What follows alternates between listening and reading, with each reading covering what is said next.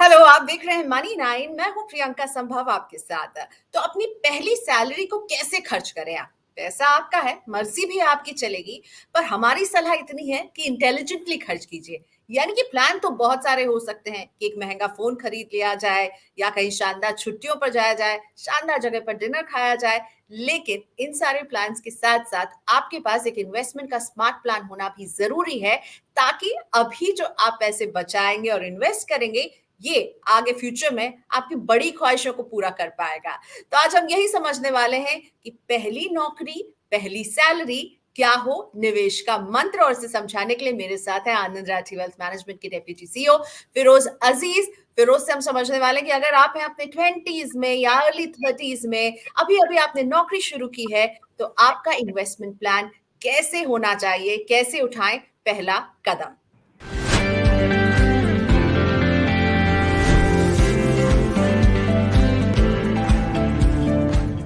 Hi Firoz, thank you so much, आपने वक्त निकाला मनी 9 के लिए।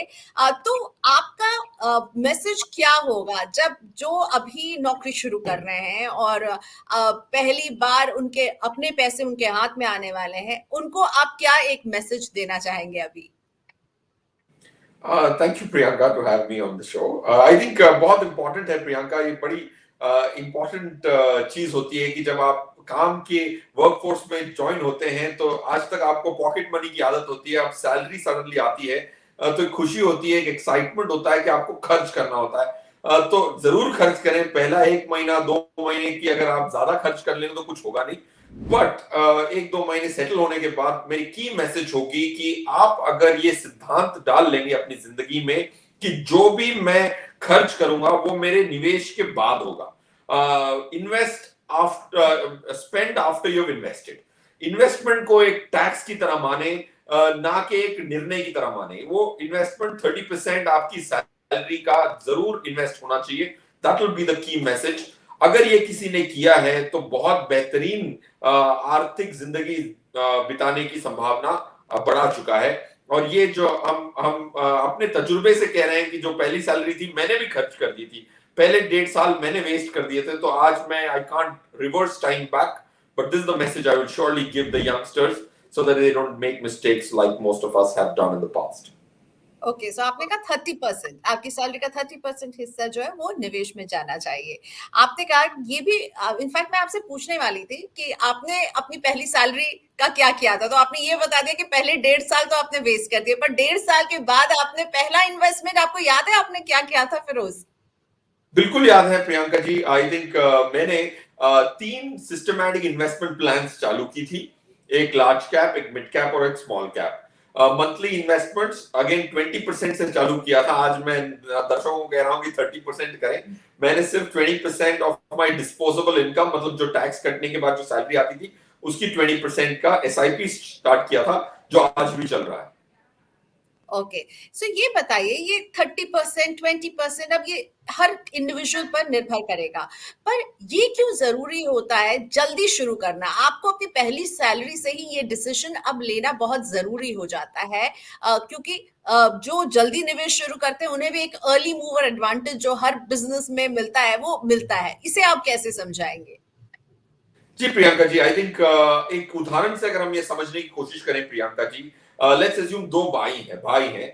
एक 25 की साल की उम्र में जब आई स्टार्ट हुई वैसे ही निवेश शुरू करते हैं, और दूसरे भाई जो 15 साल अपना बिता देते हैं, खर्च करते हैं, अच्छी जिंदगी गुजारते हैं और 40 की उम्र में निवेश शुरू करते हैं, बट अधिक अमाउंट से शुरू करते हैं। तो पहला भाई 5,000 से शुरू करता है 25 साल की उम्र में, और दूसरा भाई 40 की उम्र से शुरुआत करता है, बट 15,000 से 3 गुना ज्यादा अमाउंट से भी शुरू करता है।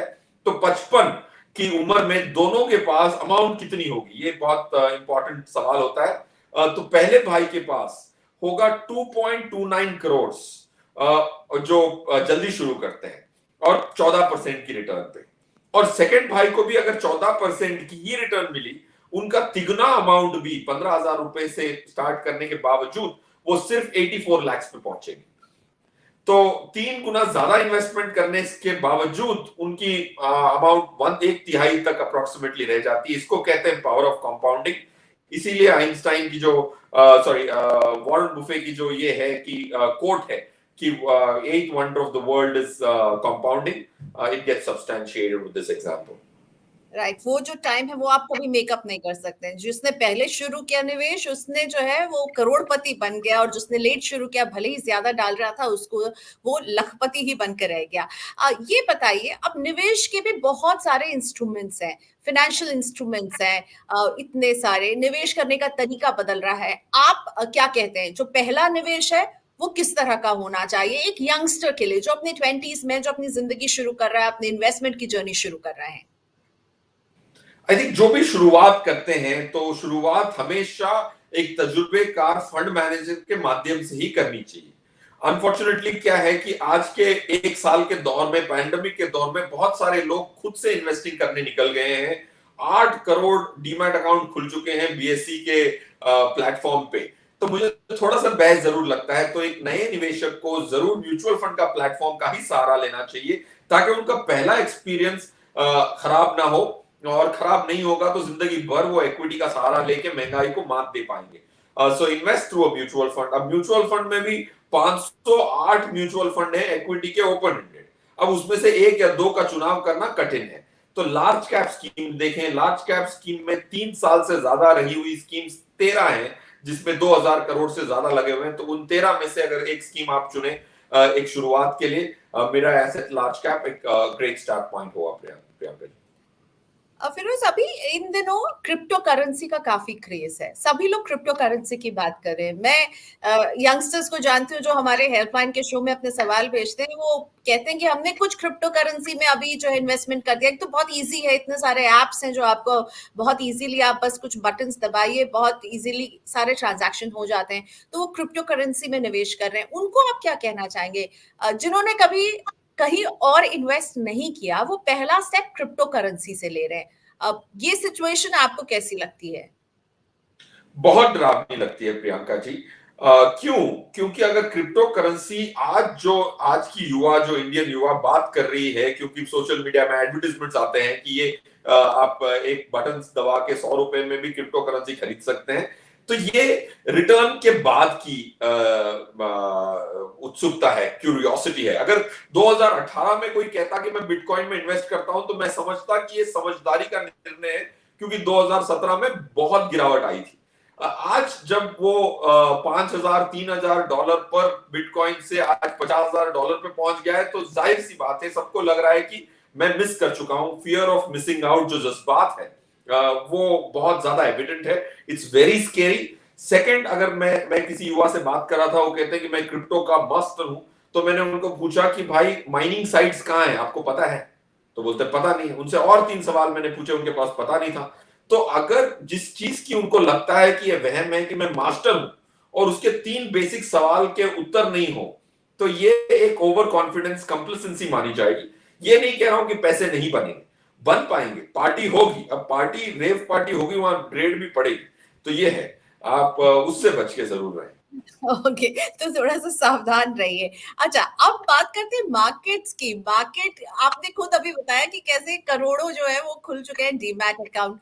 हम देख रहे हैं अभी इक्विटी मार्केट्स जिस तरह से बढ़ रहे हैं आगे, और एक तरह से सभी लोगों को लग रहा है कि यही वो जगह है जहां पैसा बनेगा, डायरेक्ट इक्विटी ही वो जगह है। तो डायरेक्ट इक्विटी में अगर कोई एंट्री लेना चाहता है जो कि एक बिगिनर है, उनके लिए आप क्या सलाह देते हैं? अगर कोई डायरेक्ट इक्विटी में ही इन्वेस्ट करना चाहता है तो आप जरूर थोड़ा ज्यादा होमवर्क करें। राइट, आपको डेफिनेटली वीकली एक 3-4 घंटे की रीडिंग करनी पड़ेगी। बिजनेसेस को स्टडी करना पड़ेगा डायरेक्ट इक्विटी के लिए। कहीं सुनी पे ना जाएं, पॉइंट 1। पॉइंट 2, जो भी स्टॉक आप खरीदने वाले हैं ये जरूर देख लें कि 250 टॉप 250 कंपनीज से शुरू करें, क्योंकि 5,000 कुल मिला के 5,000 लिस्टेड शेयर्स हैं अप्रोक्सीमेटली, उसमें 4,000 रोज डेली ट्रेड होते हैं। बट 250 के अंदर ही सीमित रहे। That's recommendation 2। रिकमेंडेशन 3, कोई भी स्टॉक खरीदने से पहले ये जरूर देख लें कि कोई और म्यूचुअल फंड के फंड मैनेजर ने जो 150 फंड मैनेजर इक्विटी के, उसमें से किसी ने खरीदा है कि नहीं खरीदा है। तो अगर किसी ने या 2-3 लोगों ने खरीदा होगा तो एक सांत्वना रहती है कि इस पे इंस्टीट्यूशन ने होमवर्क करके पैसा लगाया है, तो मेरा पैसा पूरा नहीं डूब सकता, 50% का नुकसान नहीं हो सकता। सो ये these three simple steps would keep your money little more safer.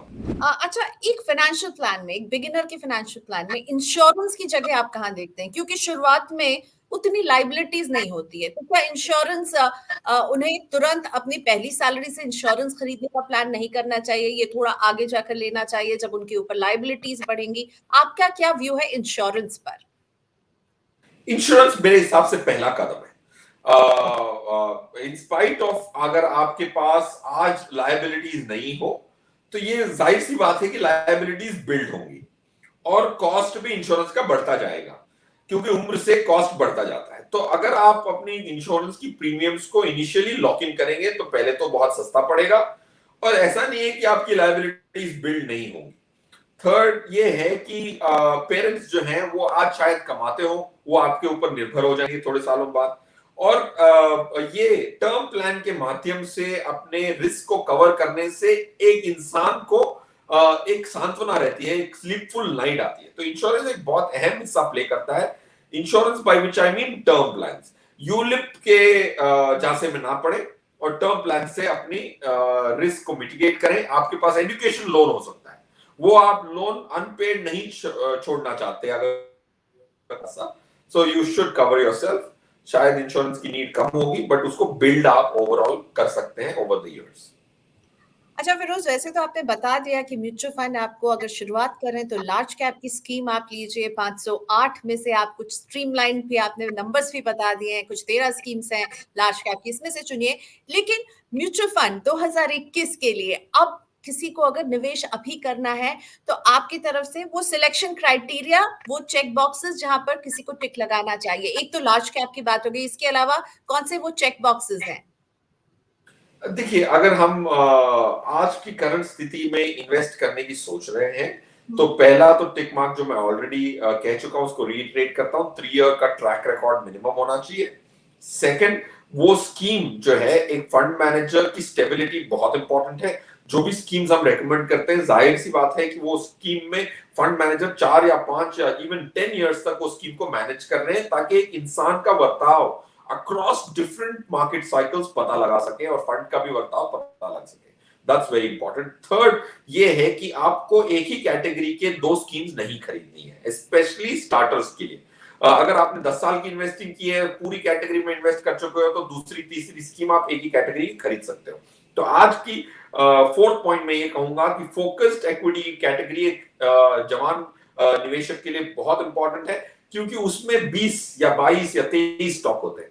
तो डायरेक्ट इक्विटी जिसमें आप 5-10 स्टॉक्स खरीदते हैं, वैसे ही फोकस्ड इक्विटी में कम से कम स्टॉक्स होते हैं, 25 या 30 के नीचे ही रहते हैं।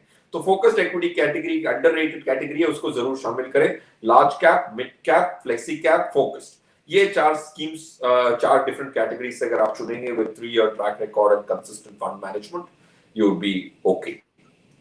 ओके फिरोज, हम रैप करें उससे पहले क्या अगर कोई निवेश करना चाहता है तो इक्विटी से बेहतर कोई और ऑप्शन है क्या बाजार में, या उन्हें इक्विटी इंस्ट्रूमेंट ही चुनना होगा जैसे कि म्यूचुअल फंड?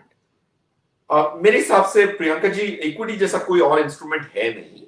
अवधि बहुत इंपॉर्टेंट है। ये जो इक्विटी एक एनिमल है, वो बहुत वाइल्ड एनिमल है, तो उसको उसके ऊपर बैठ के अगर आपको टाइगर को राइड करना है, तो आपको ये जरूर जहन में रखना पड़ेगा कि उतार चढ़ाव होंगे।